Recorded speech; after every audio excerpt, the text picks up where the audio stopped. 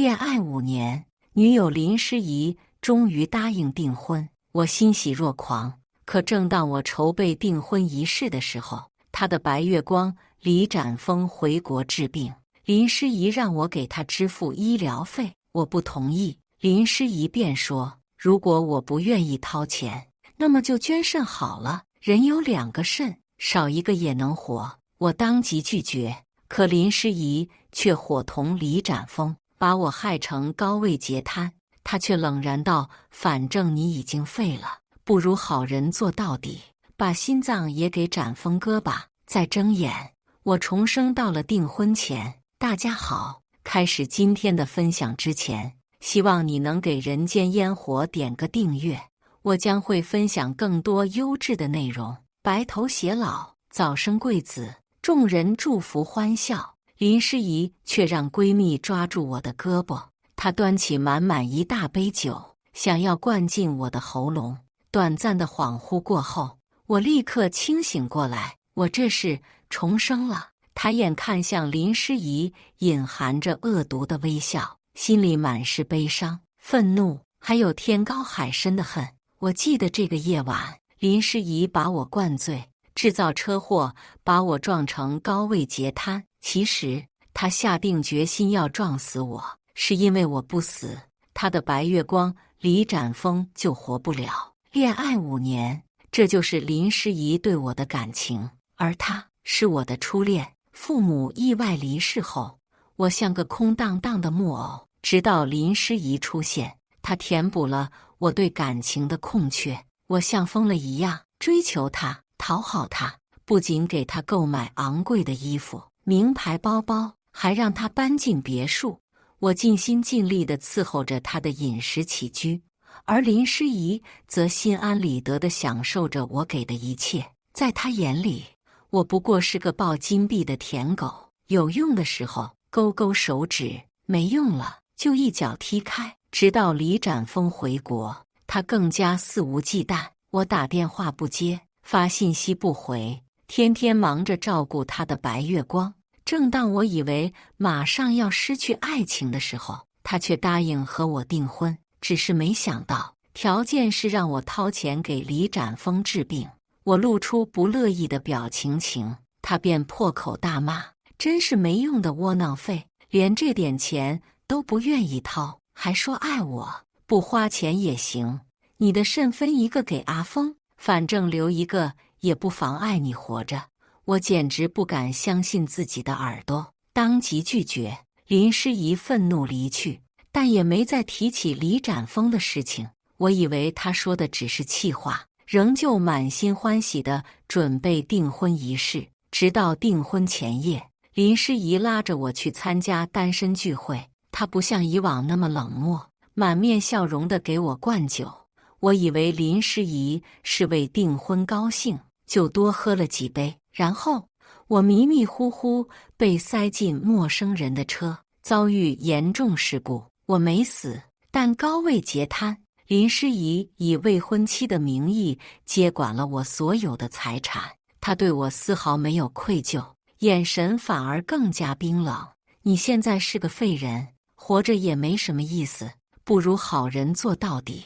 阿峰还有活下去的希望，你就把心脏也一起给他吧。林诗怡不顾几年的感情，更不听我的哀求，她把我活生生掏成空壳，只为救李展峰。临死前，我心里只有悔恨，恨他，更恨我自己。抵在嘴唇上的酒杯让我回过神，我长长舒了口气，冷冷推开，拿开，我不喝。林诗怡脸色微变，她没有想到舔狗竟然敢当众拒绝主人的命令，这让高高在上的女王产生了一丝难堪。于是原本嬉笑的温存软语立刻带上威胁的味道，是不是给你脸了？别逼我在大家都高兴的时候扇你。说着，他瞥了李展峰一眼，李展峰立即附和，嘴角挂起一抹冷笑，怂货，连杯酒都不敢喝，还是不是个男人？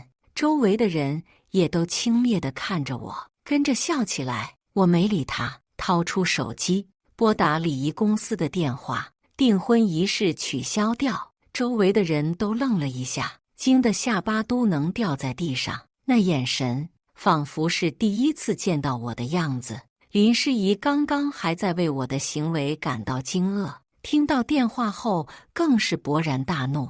她猛地把酒杯摔向桌子，砰的一声，洒出来的酒水泼到我的鞋子上。林诗怡恶狠狠地向我大吼：“陈浩，你发什么疯？居然敢私自取消订婚！现在给我跪下，不然别想让我原谅你！”所有人又立刻哄笑起来，喝点酒不知道天高地厚，这下看他怎么收场，说不定要在门外跪上整晚吧。谁让他是舔狗呢？哈哈，诗怡，让他学狗爬，不然还以为你拿捏不了他了呢。听着众人的嬉闹，林诗怡神色缓和下来，她恢复得意的神情，高傲地抬起头，指着地面说：“把酒舔干净，要不然别想让我嫁给你。”我深深叹了口气，他能够如此狂妄地践踏我的尊严，全是因为我的纵容。这5年来，有好几次他无缘无故地发火，我都直接低头认错，这让林诗怡对我更加轻蔑，动不动就让我跪下。我爱他，即便心里不舒服，还是跪在他面前，事后还要买贵重的礼物哄他开心。我在林诗怡面前就是这么没有尊严，但现在不一样了。我平静地看着林诗怡傲慢的神情，只想给自己2巴掌，能看上他真是瞎了眼。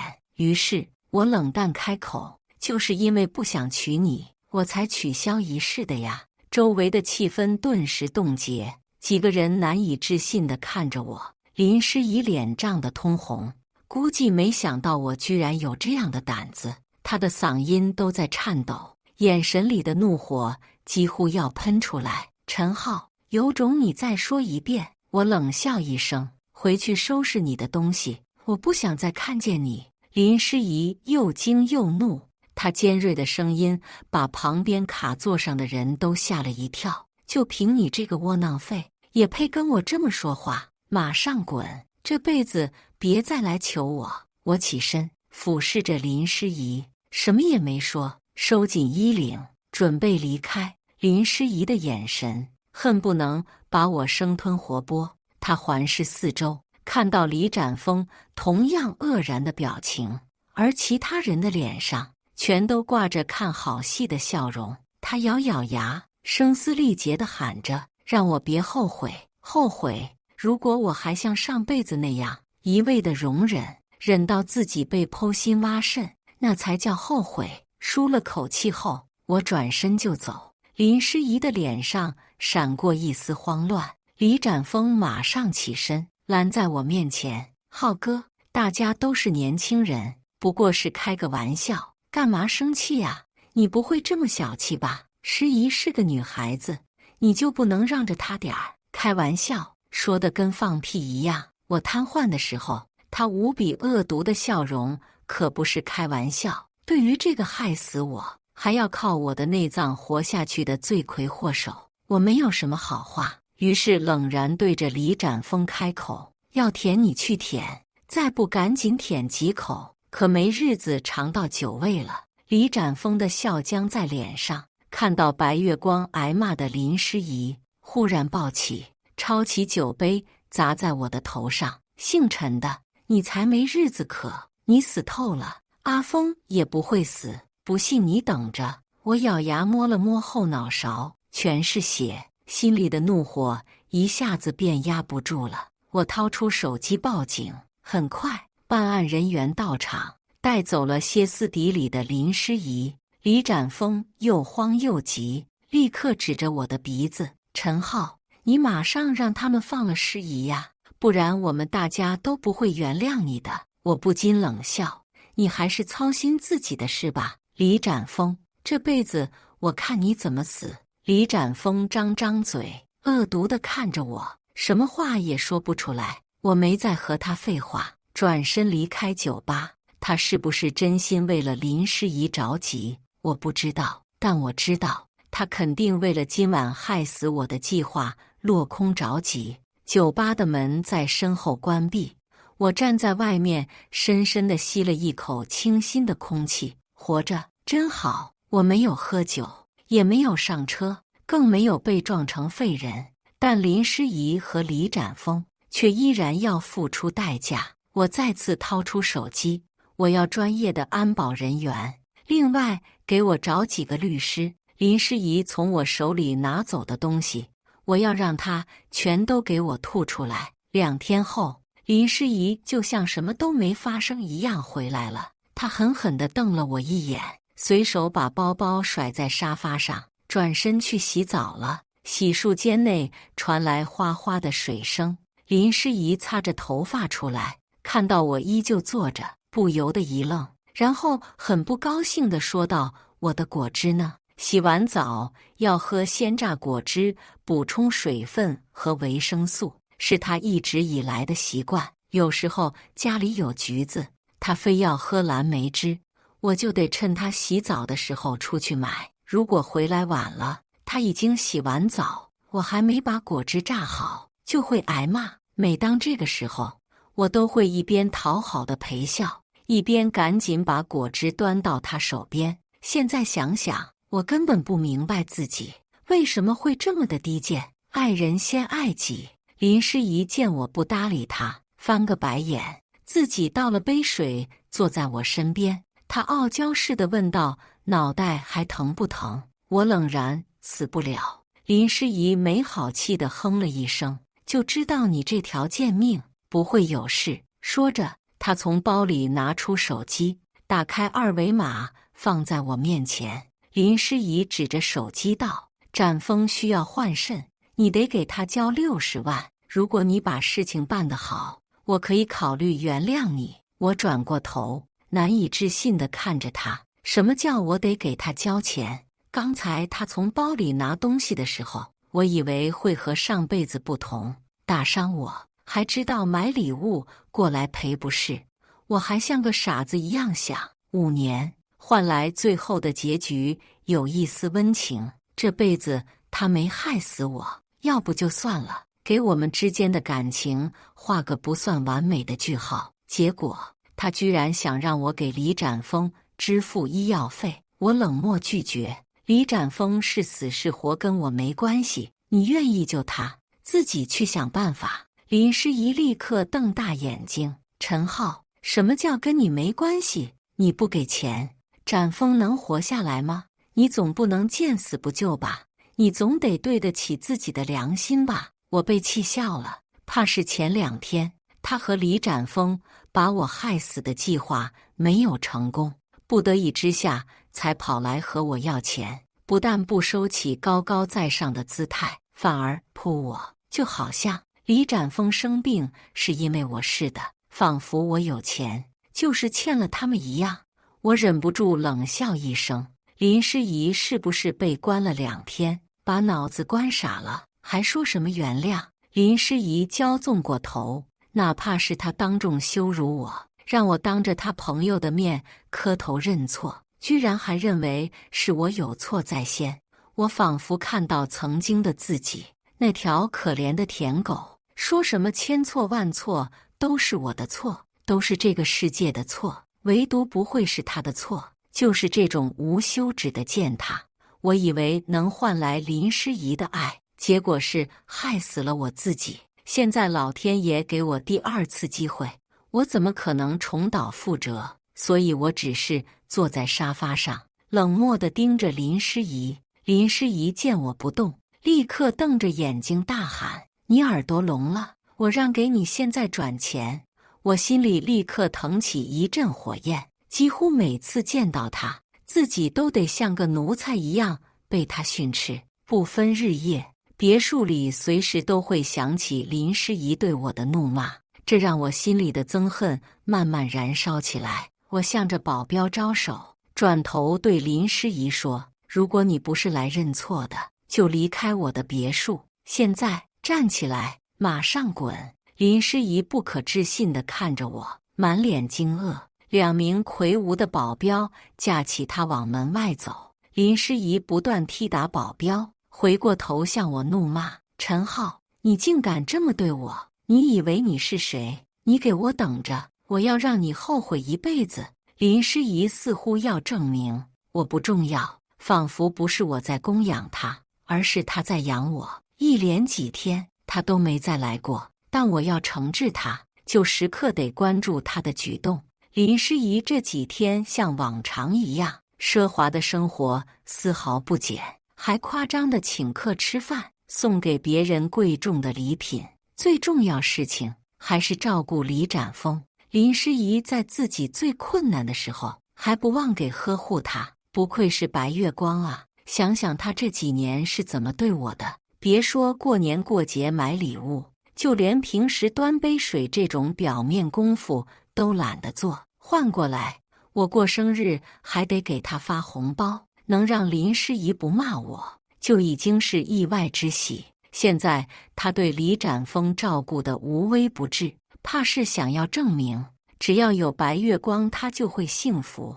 我倒是很想看看不吸我的血他能撑到什么时候。答案很快送上门来，这次林诗怡不是自己来的，和他一起来的还有李展峰。林诗怡没有了当初盛气凌人的神情，撇着嘴，仿佛受到了天大的委屈。李展峰更是满脸憔悴，一副人之将死的模样。没等林诗怡说话，李展峰便跪在我面前，嚎啕大哭：“浩哥，我错了，真的错了，求你救救我吧！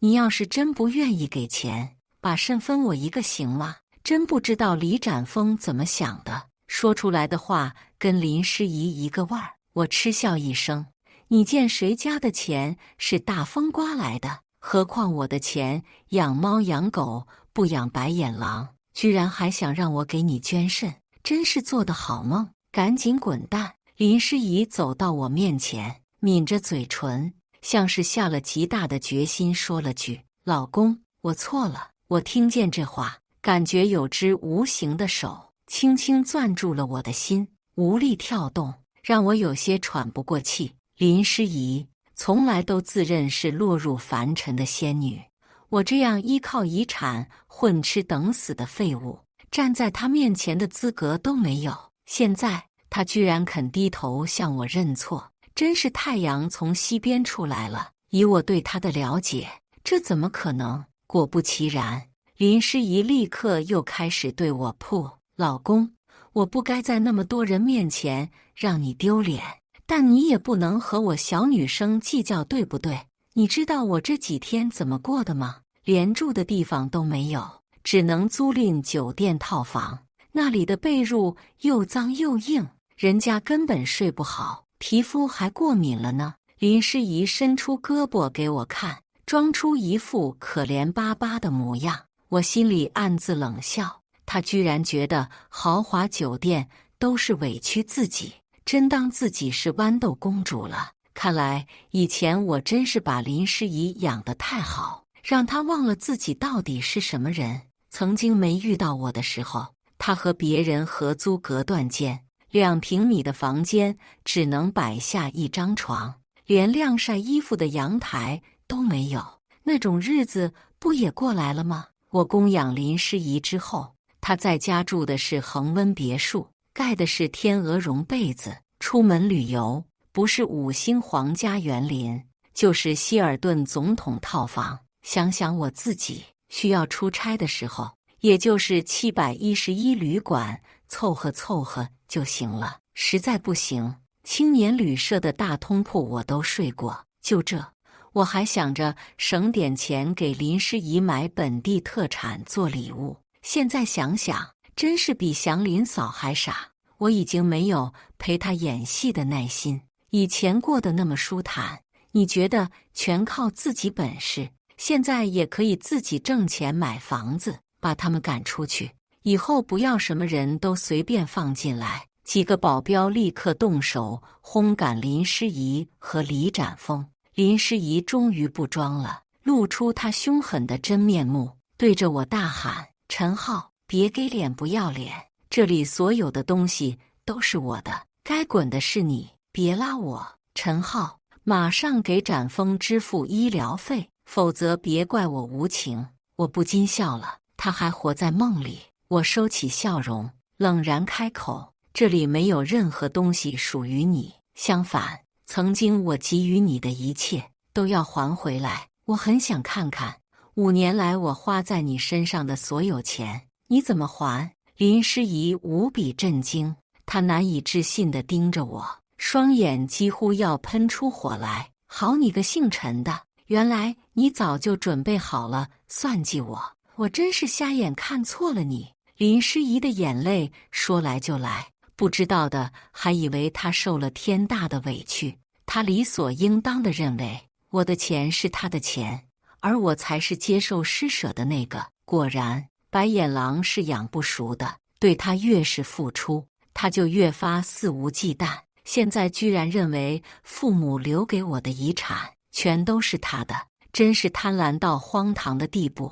我对林诗怡冷声说：别在这里色厉内荏了，你要是觉得我还是那个任由你训斥的舔狗，那你就错了。现在从我眼前消失，否则你也别怪我无情。林诗怡张着嘴不知道说什么，突然跪倒，趴在李展峰的肩头哇哇痛哭。好吗？拿我这个正牌男友完全当空气。李展峰反应过来，林诗怡这是让他出头。他脸上的哀求立刻消失，指着我的鼻子痛骂：还亏得诗怡对你一片痴心，不要以为有钱就可以为所欲为，你会遭报应的。除非你现在帮我付清医疗费，那样大家还能做朋友，说不定诗怡也能回到你身边。我非常无语，不明白林诗怡怎么会看上这种人，是因为足够无耻吗？我和林诗怡恋爱5年，完全是我单恋5年，纯粹付出了5年，而她只负责貌美如花。如果是美给我看，我也认了。然而并不是，就这，李展峰居然有脸说林诗怡对我痴心。哪个痴心的女孩会趴在别的男人怀里？我冷笑，指着李展峰的鼻子，我说过，你还是考虑考虑自己吧。林诗怡把我的钱转给你，如果你不想当被告的话，一样要还钱。这2天我并没有闲着，拿到的资料上，林诗怡在李展峰来之前就多次线上转账，等李展峰回国治病，他不但拿我的钱支付医疗费，还给他卖衣服租房子，这已经涉嫌侵占我的个人资产。而接受了财物的李展峰也将被起诉。听到我的话，李展峰一下子傻了眼，他没想到原本和林诗怡策划好的戏码不但没能害死我，现在又要打官司，没捞到好处，自己的病没有希望，又马上面临还钱。但李展峰还是嘴硬，把错误都扣在我头上。陈浩，你马上撤回起诉，不然我和诗怡绝不原谅你。到时候你走到哪里都有人骂，说你算计自己人，看谁还敢跟你做生意。我更疑惑了，他也敢觉得跟我是自己人，掏心掏肾的自己人吗？想起上辈子这2个人扎在我的病床前，带着恶毒的笑，当着我的面商量怎么把我已经没有知觉的身体生生掏成空壳。他们所作所为让我从心底涌现出天高海深的恨意，我根本就不想搭理他，转头让保镖把他们赶走。李展峰顿时暴跳如雷，一把推开林诗怡，跳起来大声叫骂，被保镖抓住领子，直接从大门扔出去了。真是个无能狂怒的小丑。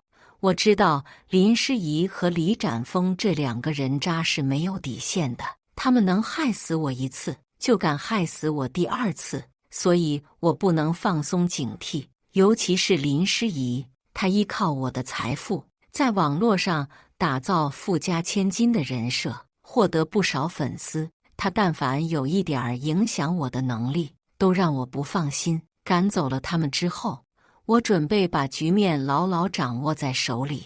我正看着网络公司的数据，手机上跳出来一个来电显示：夏梦川。我听朋友说你不当舔狗了，我有些哭笑不得。原本我打算过2天再找你，现在有空的话，咱们聊聊。2个小时后，夏梦川进门，先给我一个大大的拥抱，挤得我有些喘不过气。记忆中的小姑娘真的长大了。夏梦川是我的初中同学，在他的陪伴下，我的青春时期无比快乐。当时我们之间有种懵懂的感情，例如我 QQ 名字是特别烂俗的无情太子，他就给自己的 QQ 取名深情公主。没想到10年来，我不知道换了多少名字，他却始终未变。但我们再也没有像年少的时候那么亲密，原因就是林诗怡。林诗怡是个控制欲极强的人，她瞧不起我，却又不允许我和任何女生来往，甚至我在路上向陌生的女生问路，都能引来林诗怡的辱骂。我低贱的做派看在夏梦川眼里，让他感到厌恶，便渐渐远离了我的生活。上辈子我瘫痪之后，夏梦川曾来看望，但被林诗怡赶走。等夏梦川走后，林诗怡还嘲讽我这样的废物，居然也有人挂念。现在唯一真正在意我的女生就站在面前。夏梦川笑嘻嘻地扯住我西装的领子，你瞧，现在还算有个人模样，这就是区别。我在林诗怡面前干净得体的时候，她只会说我是废物点心包金纸。在她心里，我应该穿着烂布条子淌马路。几年的供养只换来怨恨，而怨恨让林诗怡觉得我呼吸都是错的。夏梦川开了家媒体公司，规模不大不小，他答应帮忙给林诗怡挖个坑，但想要掀起大风浪，仅靠自己的公司是不够的。他说过几天有个网络秀，到时候各个媒体老板都会参加，我应该去跟他们都聊一聊。我觉得这是个好主意。刚进会场，我就看到了林诗怡，她见了谁都点头哈腰，把自己的名片硬塞到别人手里，那姿态要多低有多低。我从没见过林诗怡在我面前露出过讨好的笑容，而现在她的讨好就跟不要钱似的，人人有份，因为她早就没钱了。林诗怡和李展峰来找我的时候，就是因为花光了自己仅有的余款，而李展峰又面临高额的医疗费才能维持生命，所以才不得不在我面前跪下。被我从别墅赶走之后，2人一直在借钱度日，现在债务压力巨大，就得放下身段了。我已经知道了他的情况，所以并不感到意外。随即我拉着夏梦川目不斜视地走了过去，结果林诗怡一看到我，立刻恢复了往常的面孔，只不过看来这几天过得并不好，没敢在我面前露出傲慢的神态。你还来找我干什么？我们之间已经没什么好谈的了。林诗怡的眼神和语气完全是我死皮赖脸纠缠她的状态。以前怎么没发现她自恋到这个地步？我像看傻子一样看着她。你在会场入口堵着，难道所有人都找你来的？林诗怡噎住了，她转头看向夏梦川，眼神中含着丝丝憎恨。这时候李展峰从后面跑来了，这家伙不知道这2天是不是过得太惨了，还是他的病确实严重，脸已经浮肿了。他见到我站在林诗怡面前，李展峰立刻抬手指着我说，这里不欢迎你，请你出去。好家伙，不知道的还以为这会场是他开的呢。夏梦川见我脸色不好，温柔地搂住我的胳膊，哥哥，咱们进去吧，别让人家等急了。林诗怡咬了咬牙，扭过头不再看我。倒是李展峰瞧见夏梦川，眼睛贼光发亮，他对夏梦川笑的皱纹都出来了。夏梦川皮肤雪白，容貌娇媚，今天穿着收腰长裙，更显她身材火辣。但她最讨厌没有尊严的男人。我对林诗怡低3下4都让她嫌弃，更何况李展峰这种一看就没骨头的细狗。所以夏梦川非常厌恶地避开李展峰，躲到我另一边去了。结果李展峰脸色一变，对我轻蔑地说：“陈浩，你都已经和诗怡订婚了，还玩这种让他吃醋的把戏？你不过是想证明诗怡多在乎你，不觉得太幼稚了吗？”所有人都像看傻子一样看着他，就连林诗怡也忍不住轻轻说了句：“我们取消订婚了。”拉着李展峰转身离开。看来他也知道自己的 crush 有多么傻缺。我跟几位媒体老板聊天的时候，会场突然响起尖叫，过去一看，又是李展峰在搞鬼。这个痴心妄想的家伙，居然在客人面前纠缠夏梦川，还妄图拉他的手，结果吓得夏梦川大喊起来。会场负责人气得半死，喊来保安扭住李展峰，要送到派出所。听到李展峰喊疼的声音，林诗怡跑过来拦住保安，说李展峰是危重病人，恳求会场负责人放过他。负责人转头看向夏梦川，他是当事人，就得他说了算。结果夏梦川转头看我，这下好了，在场所有人都在看我。不过想了想，李展峰这个猪狗不如的东西，先是和林诗怡狼狈为奸，现在又想对夏梦川下手，惦记我的财产，又想夺走我的女人，他也不看自己配不配，似乎就是吃定了我好脾气。看来以前一味的纵容，让谁都想踩我一脚。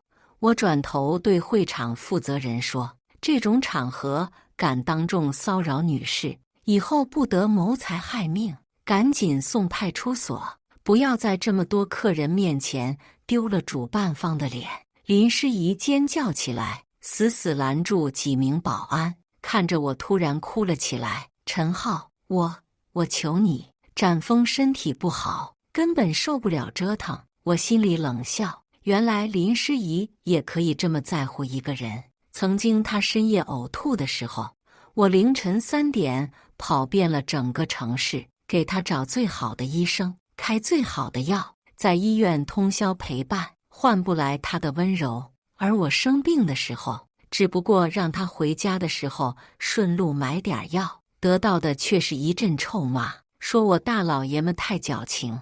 当时我居然还相信他就是大大咧咧，谁都不在乎的性格。现在看，不过是不在乎罢了。我没有理会林诗怡的求情，搂着夏梦川转身走了。李展峰受不了折腾，我希望他马上死。新的消息，林诗怡借高利贷了，李展峰的病根本拖不下去，他只能逼迫林诗怡去借钱，才能维持活着。但林诗怡借到的钱根本不够他手术的价格，可林诗怡借完钱，自己又没本事挣钱还债，好友闺蜜顿时鸟兽散。林诗怡没有任何办法，只能到处找钱，甚至不惜欺骗亲戚。只不过她曾经的傲慢，让她真正的自家人也对她敬而远之。就在我考虑要不要出手的时候，林诗怡来了。她没有化妆，就像我第一次见到她的时候。我靠坐在沙发里，手里端着威士忌。林诗怡默默走过来，跪在我的脚边。往日的高傲不复存在。老公，我的梦醒了，可我睁眼，你已经不在我身边。让我回来吧，好不好？让我成为你的未婚妻。林诗怡把脸放在我的膝盖上，语气温柔的让我感到陌生。但上辈子的经历告诉我，这个女人有多么狠毒。我不相信她。林诗怡，你有没有听过那句话？迟来的神情贱如草。你走吧，去陪陪你的 crush， 说不定还能给自己留个念想。林诗怡抬起头来，泪眼婆娑地看着我。她走了，什么话也没留下。当我再次得到关于她的消息，是林诗怡的讣告。李展峰病重，没钱治疗，更不可能换肾。他绝望、愤怒，把一切过错推到林诗怡头上。他需要肾脏，新鲜的肾脏。于是李展峰真的疯了，他活生生剖开林诗怡，就像上辈子剖开我。可是他又疯得太厉害，居然想就地给自己做手术，结果可想而知。他和他倒在血泊中，或许对林诗怡而言，这也是一个美好的结局。毕竟和自己的 crush 共赴黄泉，未尝不是一种浪漫。我关掉手机，轻抚夏梦川的头发，他疑惑地抬起头，擦擦嘴角。我对他笑了笑，捏捏他的脸颊。夏梦川没好气地打我一巴掌，似笑非笑，又低下头。盛夏的午后，太阳炙烤大地，让人出汗都油腻腻。我像个没有灵魂的行尸走肉，不知道热，也不知道累，漫无目的。就在我路过林荫小路的时候，闻到淡淡的桂花香，它让我的心里忽然感到一丝宁静。我转身寻找香味的来源，在繁茂的桂花树下，站着一个穿着白色连衣裙的姑娘。她柔顺的长发，洁白的面容，像是整个人都在发光。或许是察觉到我的目光，她看过来，我慌忙偏头，装作没有看她。早已经死掉的心，却像忽然活过来一样，砰砰直跳。我很害怕，想赶紧离开，却怎么也挪不动脚步。姑娘踩着落叶走到我身边，指着我，笑得眼睛弯弯：“你在偷看我？”我低着头不敢承认，只觉得脸上发烧。她叫林诗怡，我此生最爱的姑娘。我鼓起勇气拉住她的手，林诗怡脸红了，但她的手指勾住我的掌心。我们在小路上漫步，在长凳上聊天，在炎热的阳光下嬉闹。当她身无寸缕依偎在我怀里的时候，整个人都在颤抖。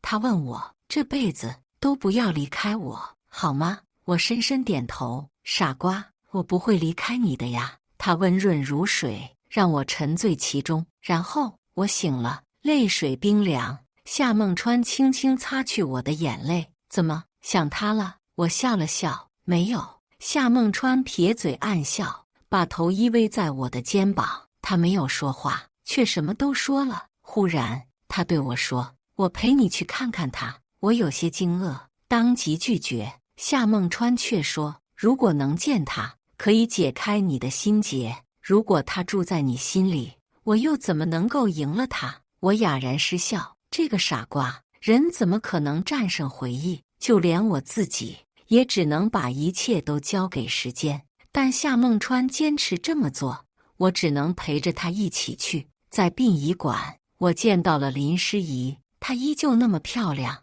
冰冻的寒霜都无法遮掩她的明媚。她的眼睛，她的眉毛，仿佛下一刻就能活过来，向我展示她张扬的笑容。工作人员说能够联系到他的家人，但对方不管不顾，也不签字，所以一直就停放在冷库，让他们很为难。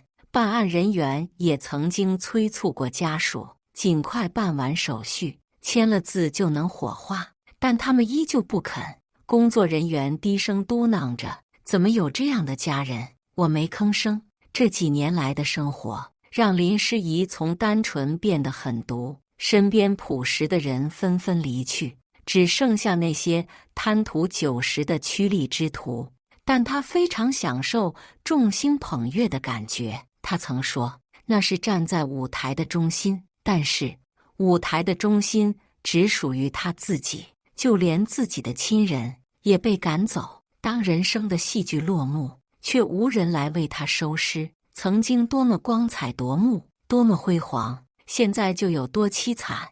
我默默让工作人员把林诗怡送回去，走出殡仪馆，外面的阳光那么热烈，把身上的寒气驱散。回去的路上，我没有说话，夏梦川也没有说话。经过林荫小路的时候，他让我停车下去走走。很久，夏梦川问我，几十年后，等我们都老了，林诗怡在我的回忆中会变成什么样子？是她永恒的美貌，还是恋爱中的美好？我说，他有些讶异地转过头看着我。我常听人说，时间会洗去所有痛苦，到最后只留下幸福。你怎么想到恨？因为他爱的是别人，我无法开口对他讲述自己经历了什么。那种眼睁睁看着自己最爱的人把自己剖开，疼的不是身体，留下的也绝不会是爱。虽然爱过，我常常舒了口气，拉起夏梦川的手，走向林荫小路的尽头，那里有一棵繁茂的桂花树。以上就是今天分享的故事，大家有什么想说的、想吐槽的，欢迎在下方评论交流。也更希望能给人间烟火点个订阅，我将会分享更多优质的故事内容。